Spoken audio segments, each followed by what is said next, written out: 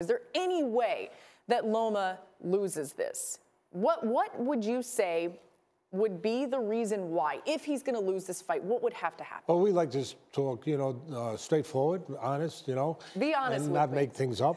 But if you really had to find a scenario, you stretch out a little. The fight's at the Staples Center, am I correct? Yes. Well, maybe LeBron James decides to come down the aisle dribbling the ball and in the middle of a round.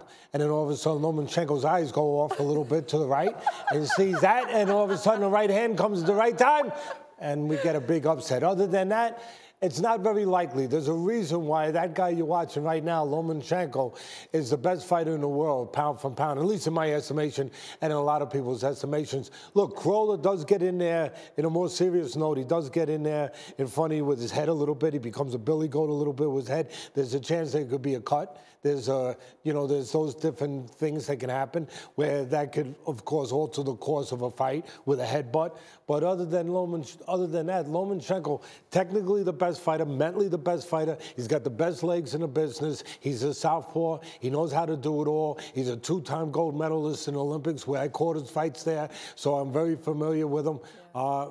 If you had to pick one thing for Crolla, the right hand against the southpaw, as I say when I do the commentary on ESPN fights, and I used to do that, I would always say that's the southpaw killer, where southpaws get called right hands. Now, you go back 2 fights ago, if you're looking for some hope, if you're on the other side, if you're hoping for the guy from across the pond, for Crolla to pick off the huge upset, you would say, well, 2 fights ago against Linares, Lomachenko did show a kink in his armor. He got dropped with a right hand. Right. He came back. He knocked out Linares. He won the fight handily, but he did get caught a right hand. So the one shot for an orthodox fighter, Crolla's an orthodox fighter, against the southpaw, the right hand. And I noticed that Crolla's good at one thing. He slips over a little bit. See, if you want to set somebody up, say I wanted to set you, which I would never do. Yeah, because you would lose. No, but I would lose. I would lose before I ever moved my hands. I get it. But if that guy Greenberg was here,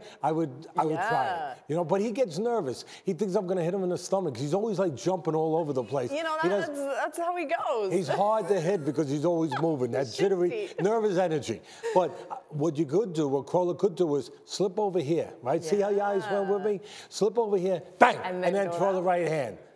Kind of like a misdirection, kind of like in football. If you're playing a great defensive team, you don't run up the middle. You have to run misdirection.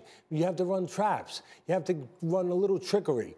A little trickery is Crolla's one shot. But other than that, no, Lomachenko, I think he's going to stop Crolla somewhere around 6th, 7th round, middle of the fight with body shots, because Crolla gives you a chance to go downstairs and, as I like to say, put water in the basement.